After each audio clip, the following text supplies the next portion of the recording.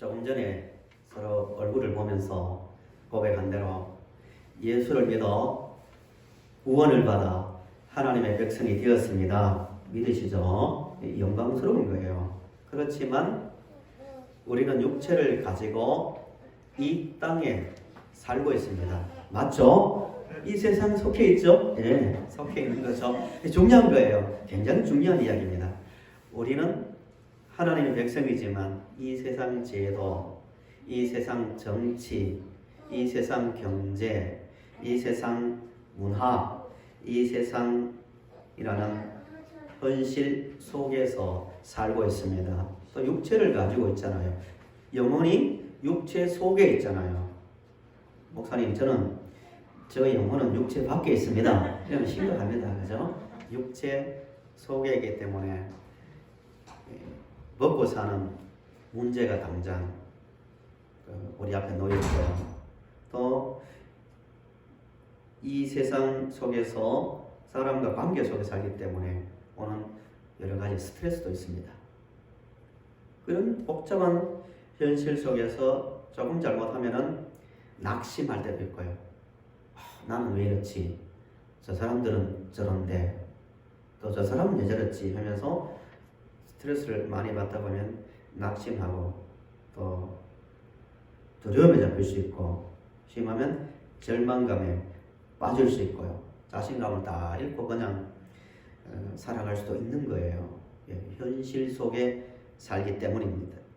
신앙생활을 믿음으로 산다고 하지만 믿음으로 사는 삶 가운데서도 영적으로 또 눈에 보이는 가시적인 어떤 이 세상적인 시험이 오는 거예요. 당연한 거예요. 본문에 예수님으로부터 직접 부름받은 사람을 사도로 합니다. 사도들과 당시에 성도들이 많은 현실 속에서 이 박해를 받았거든요. 1절부터 나오는 이야기가 그런 이야기예요. 요약하며 갑니다. 당시 유대인들의 최고 의결 기관이 의회라죠. 의회. 산헤드린 그리스 말인데요. 로마가 유대를 지배하고 있었지만 이 종교적인 부분과 일정한 부분들은 자치권을 주었어요. 유대인들끼리 할 수 있도록. 유대인들은 병력에 의무가 없었어요. 굉장히 큰 특혜였죠.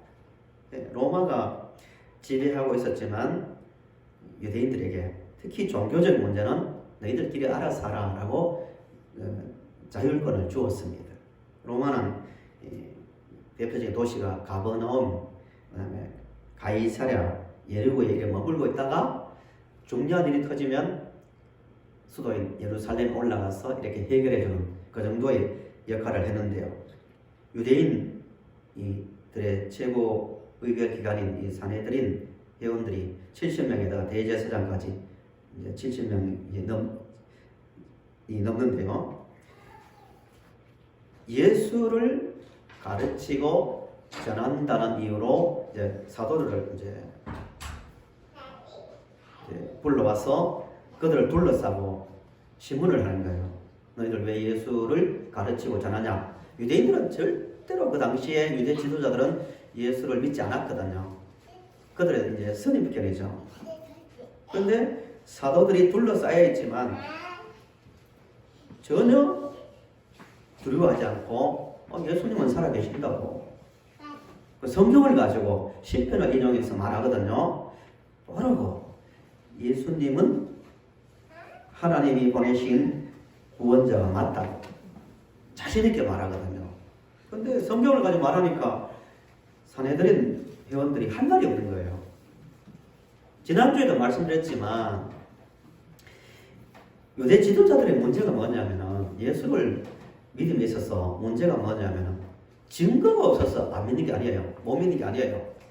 항상 예수님과 논쟁을 할 때 예수님은 항상 그냥 소리치면서 믿어 이렇게 나오지 않고 한 구절 한 구절 말씀을 가지고 그들에게 봐라. 모세의 말을 봐라. 너희들이 들고 있는 두루마리를 펼쳐봐라. 성경을 봐라. 맞지 않느냐? 보니까 그대로 나와 있거든요. 글자 하나 다르지 않게 나와 있으면은 정말 그러네. 우리가 잘못 생각하고 있는 게 아닐까 하고 자신을 돌이켜야 되는데 그렇지 않았어요. 증거가 있으면 마음의 문제라는 거예요. 성경을 보면요, 예수를 믿고 살아야 될 충분한 근거가 너무너무 많거든요. 지금 사내들은 여러분들도 제자들이 그렇게 말함에도 믿지 않았어요. 마음의 문제였다는 거예요. 그래서 이어가고 풀어줍니다. 이게 오늘 읽으신 말씀 앞에 이 배경입니다. 오늘 이 말씀을 가지고 우리가 생각할 게 뭐냐면, 사도들과 성도들이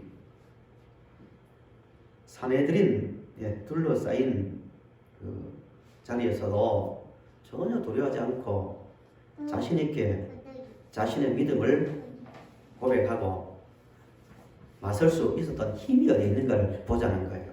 불과 몇 주 전에 이 사람들이요, 예수님을 십자가에 못 박아 죽인 사람들이거든요. 로마에 넘기고. 사도들이라고 모르겠습니까? 자기 스승이 십자가에 못 박혀 죽었는데 자기들이라고 뭐 봐줄 것 같아요. 그런데도 전혀 두려워하지 않고 예수님을 증거했거든요. 그 힘이 어디 있느냐 말입니다.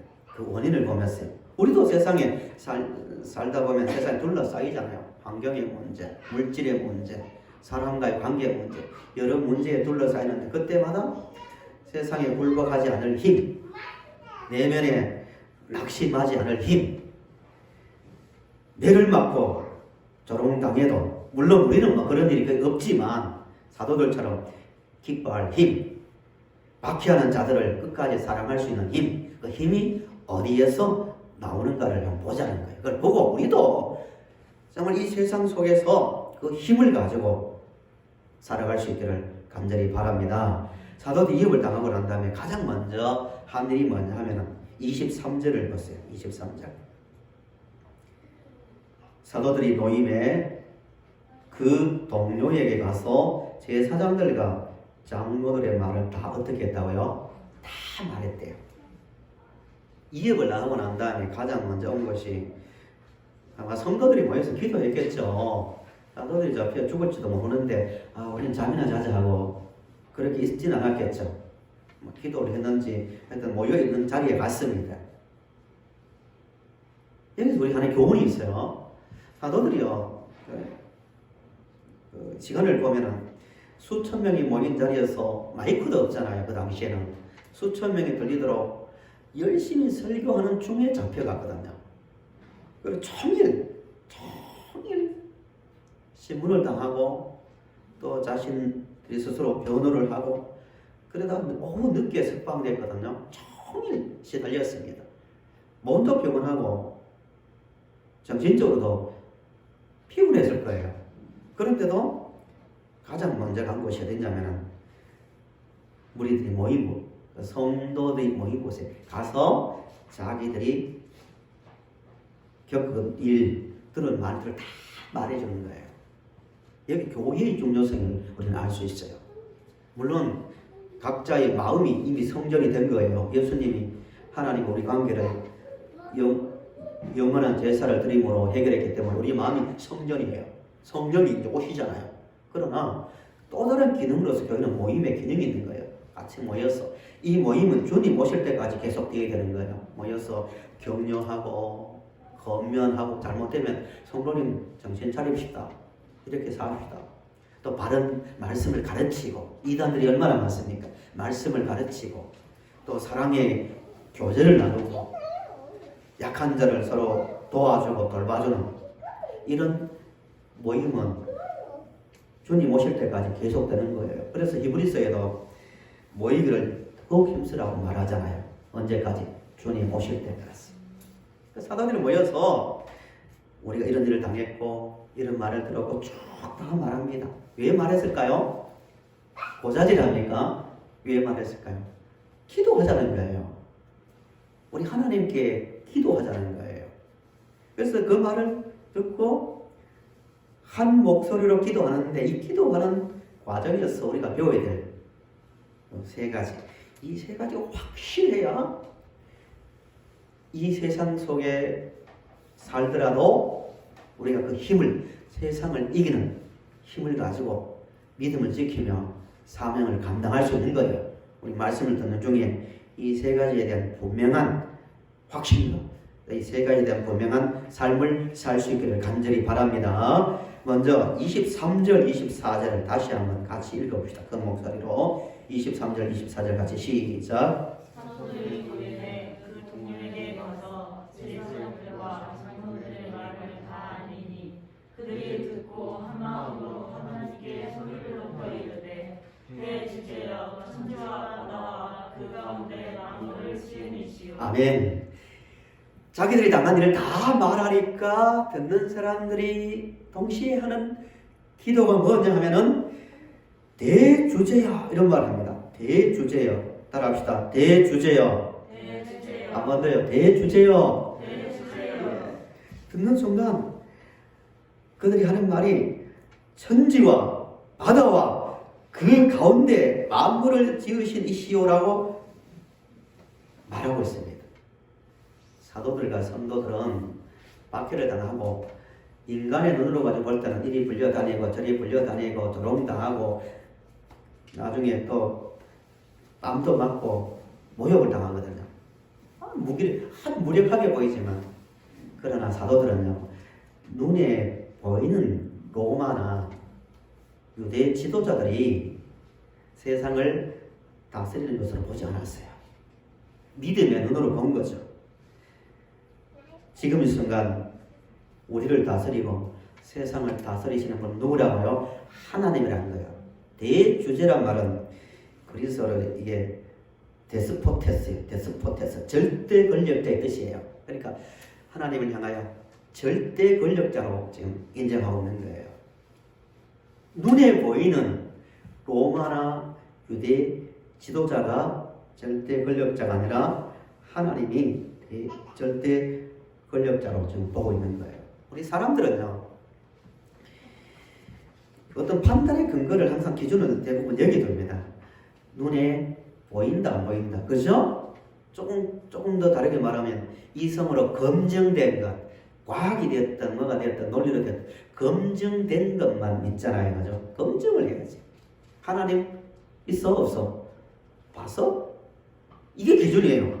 이것만큼 사실 한 번 더 생각해보면 어리석은 게 없습니다. 인간 육체의 눈으로 볼 수 있는 게 몇 미터 볼 수 있을까요? 이 광대한 우주에서 만물보다 크신 분이 하나님인데요. 시작도 없고 끝도 없는 그 하나님을 우리가 볼 수 있는 게 몇 미터 볼 수 있을까요? 물론 과학을 동원하고 망원경을 동원해서 보면 좀 더 볼 수 있지만 하나님 보시기에 먼지보다 작은 존재입니다. 이 작은 눈을 가지고 눈에 보이니까 있고 눈에 안 보이는 게 없다고 이것만큼 어리석은 게 없는 거예요. 이성으로요. 인간 이성이 얼마나 갈 것 같아요.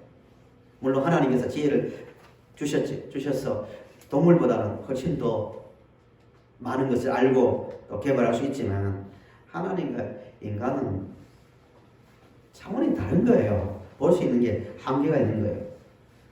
최초의 사람 아담과 하와가요. 에덴 동산에서 사탄에게 썩을 때 그때부터 비밀이 왔잖아요. 썩을 때 그 판단의 기준이 뭐였어요? 하나님 말씀마다 자기 눈이었어요. 내 눈에 딱 보이는 걸 가지고 판단함으로 그때부터 사탄의 지배 안에 들어간 것 아닙니까? 우리 성도들은 이 땅을 살아갈 때 내 육체의 눈에 보이는 대로 판단하지 마시고 하나님의 말씀대로 판단할 수 있기를 간절히 바랍니다. 지금 이 순간에도 하나님은 누구십니까? 대주제자입니다. 절대 권력자입니다. 하늘과 땅을 지으시고 이 계절을 바꾸시며 별과 해와 달을 운행하시는 전능하신 대주제자입니다. 아멘이죠. 이 믿음이 세상을 이기는 힘입니다. 우리 성도 중 한 분이 주기도문을 암송하신다는 말씀을 들었습니다.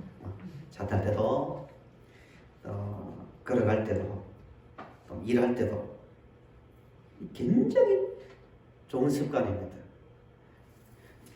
불교나 천주교나 이슬람이나 또 정교회 같은 데도요 비슷한 묵주나 이런 게 있잖아요. 그죠? 이렇게 하면서 기도를 하는 그 전통이 있어요. 우리는 그렇게 하지는 않습니다. 우리는 가능한 형식이나 이런 것 좀 배제합니다. 이런 것을, 눈에 보이는 것을. 하나님은 영이시니까 상당히 맞는 말이죠. 그렇지만 우리는 그런 것을 하지 않더라도 하나의 좋은 어떤 습관을 중에 하나가 주기도문을 암송하는 거예요. 기도 중에 최고의 고상하고 바른 기도는 주기도문입니다. 물론 주문처럼 하면 안 되겠지만 한 구절 생각하면서요. 아침에 일어날 때도, 잠자기 전에도, 일하다가도, 또 사람을 만나서도, 또 괴로운 일을 당할 때도, 고요할 때도, 바쁠 때도 하면은 이 주기도문을 하면 굉장히 힘이 되는 것 같아요. 주기도문의 시작이 뭐죠? 하늘에 계신 우리 아버지예요. 그게 대주제예요. 하늘에 저 높은 데 계신다는 말이 아니고, 주기도문 강의 때 말씀드렸죠. 하늘에 계시니 무슨 뜻이라고요? 하늘과 땅을 만드시고 계절을 바꾸시고 온 우주를 운행하시는 전능하신 하나님 이 뜻이에요. 그 고백을 매 순간 해보세요. 얼마나 힘이 되겠습니까? 그게 마음 중심에서 나온다면 세상에 들어올 게 뭐가 있겠습니까? 그 앞에서 사람은 아무것도 아니거든요.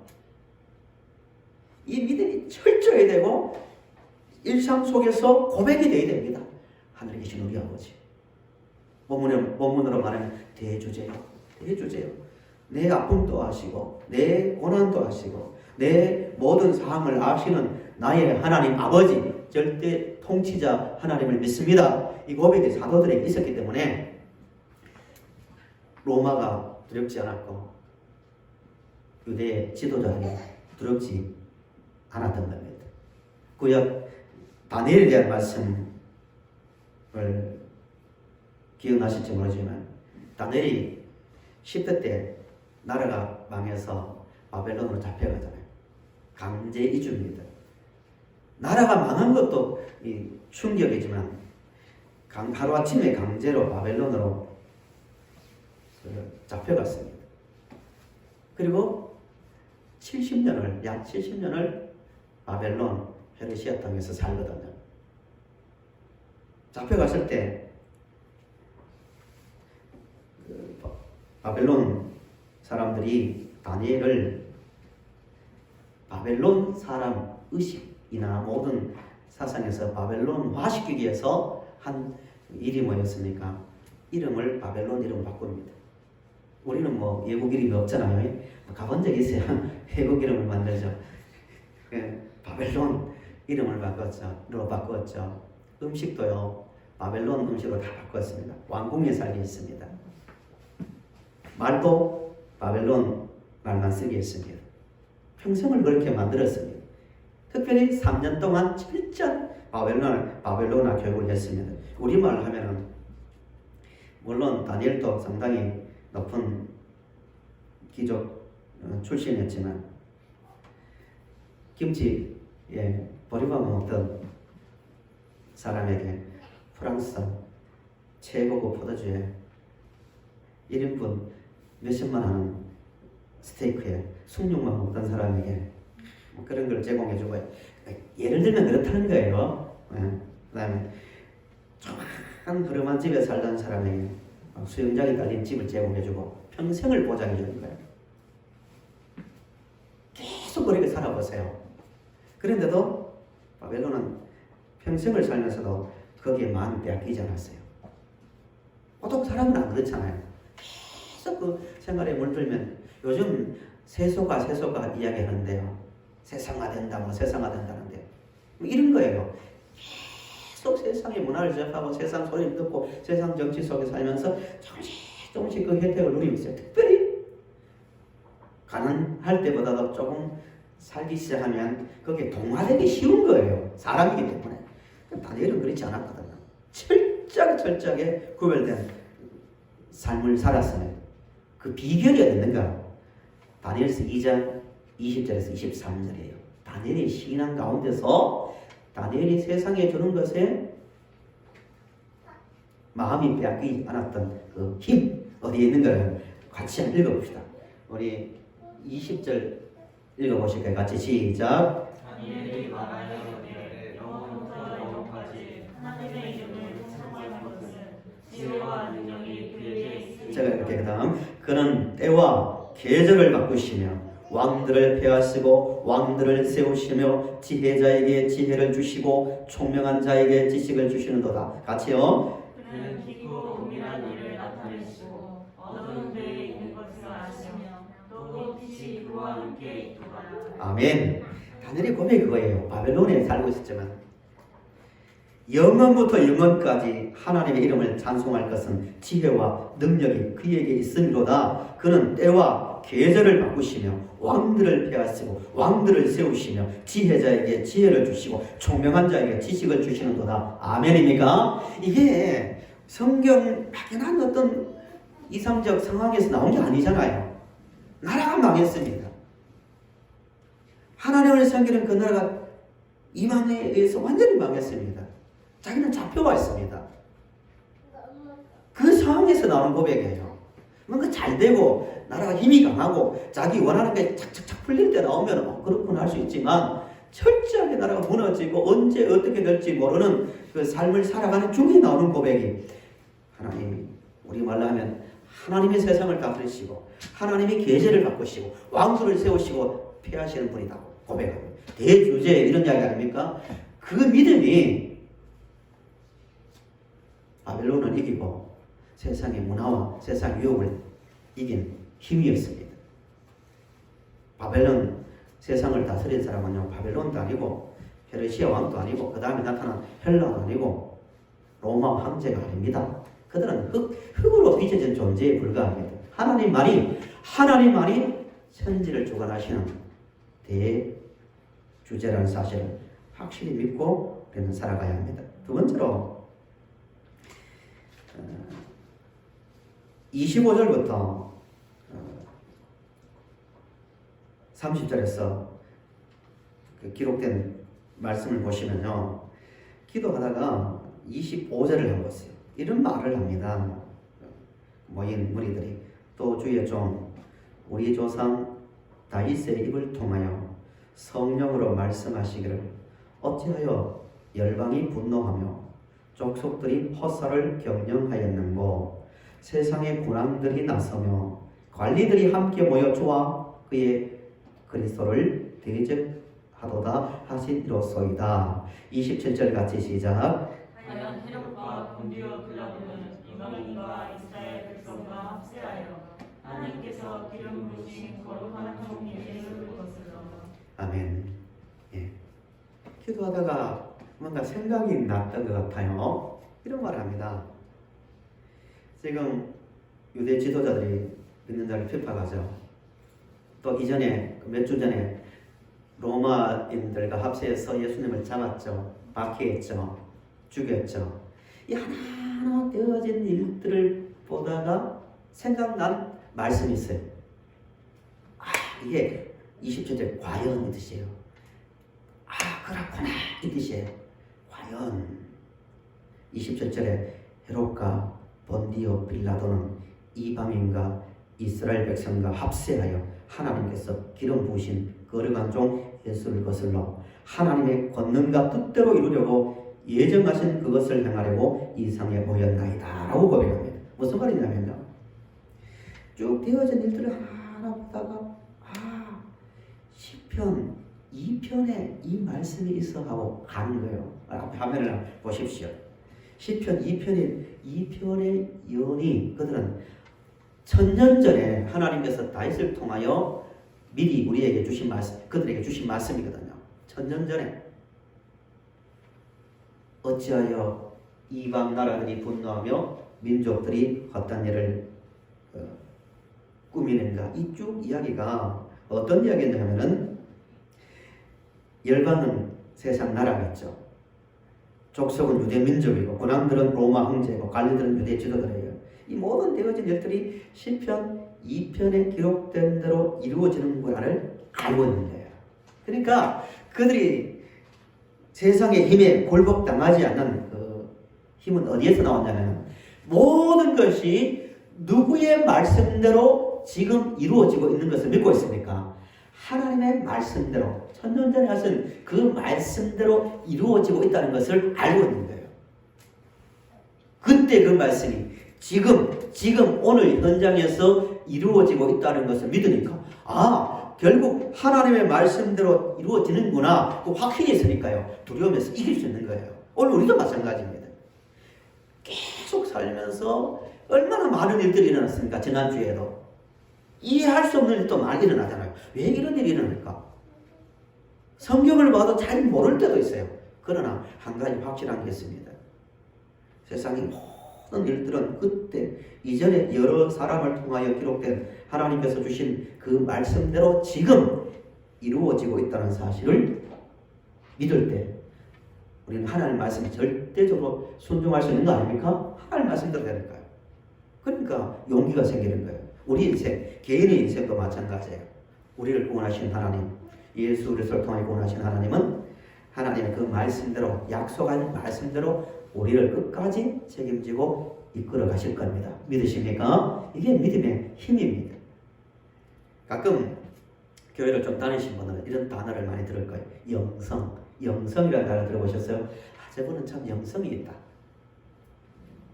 저 권사님은, 저 집사님은 참 영성이 있어. 어떤 분들은 뭐 영빨이 있어. 뭐 이런 분이 있습니다.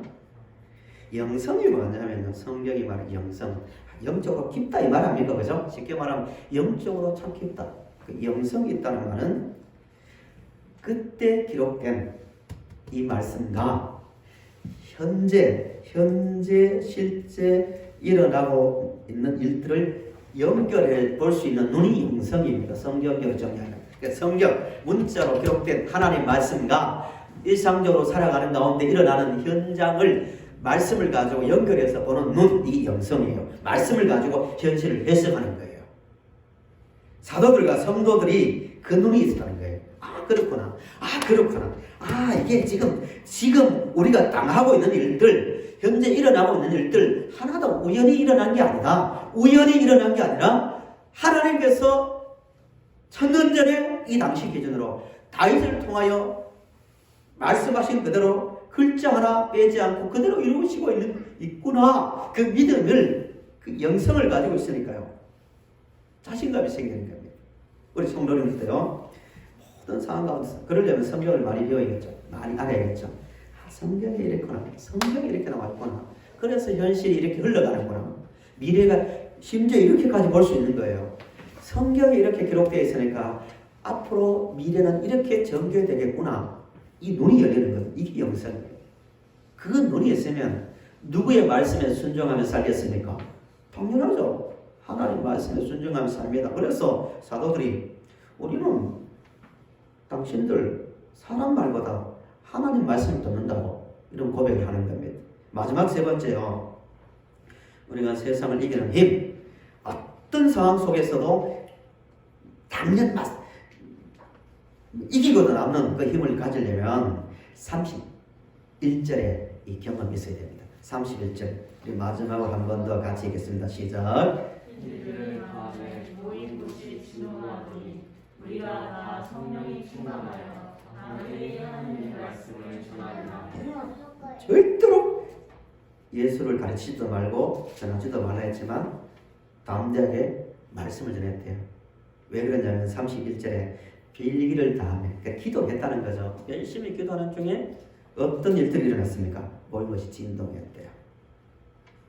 하나님께서 인간의 기도에 응답하셨을 때 또 함께 하신다는 것을 느끼도록 때로는 이 진동이 동반될 때가 많이 있었습니다. 항상 그런 건 아니지만 인간이 느낄 수 있도록. 진동했다는 말은 살아계신 하나님의 그 임재를 경험했다는 거예요. 이게 필요합니다. 하나님 계십니다. 하나님은 대주제입니다. 하나님 당신을 사랑합니다. 이런 말 한두 번 들었습니까? 그러나 개인 대 개인으로 하나님과 나 개인 대 개인으로 기도 가운데서 이게 신기한 거예요. 이거는 이론으로 되지 않습니다. 기도 가운데서 자기만 느낄 수 있는 경험이잖아요. 하나님 살아계시구나. 하나님 나를 사랑하는구나. 이 영적 진동, 이 경험이 현실을 이기는 힘을 줬다는 거예요. 말씀의 결론입니다. 성도 여러분, 사도들도 그렇고 예수님께서도 그렇게 말씀하셨습니다. 너희들 환난을 당하지만 너무 두려워하지 말아라. 예수님께서 이렇게 말씀하지 않으셨습니다. 너희들 세상 살 때 무슨 일을 당하든지 내가 다 빼주겠다고. 그 환난에서 내가 어떻게 다 처리해주고 아무 일도 당하지 않게 하겠다고 하지 않으셨습니다. 환난을 당하지만 세상에서 조롱도 당하고 물질의 어려움도 당하고 여러 제도 가운데서 상황 가운데서 어려움 당하지만 걱정하지 말아라. 내가 세상을 이겼다고. 어떻게 이깁니까? 사도들처럼 이 믿음입니다. 예수님께서 우리를 지키시고 예수를 믿는 믿음으로 사는 자는 세상의 모든 것을 넘는다는 그 믿음입니다. 확신을 가집시다. 하나님은 이 순간에도 대주제자, 절대 주권자입니다. 하나님은 말씀하신 대로 이 세상을 다스리시고 우리의 일생을 이끌어 가실 겁니다. 그리고 개인의 경험입니다. 이 신비한 거예요. 그래서 기도 생활이 필요한 겁니다. 하나님과 깊은 관계를, 기도를 통해 영적 관계를 가져왔어요. 누가 뭐래도 하나님 살아계셔. 오늘 내가 기도 가운데서 만났는데 이게 자신을 이기고 세상을 이기는 힘입니다. 그 힘을 가지고 우리 교회가 우리 자신이 평생을 살아가는 가운데 믿음으로 승리하시고 또 많은 일을 감당할 수 있는 그런 우리 성도들이 다 되시기를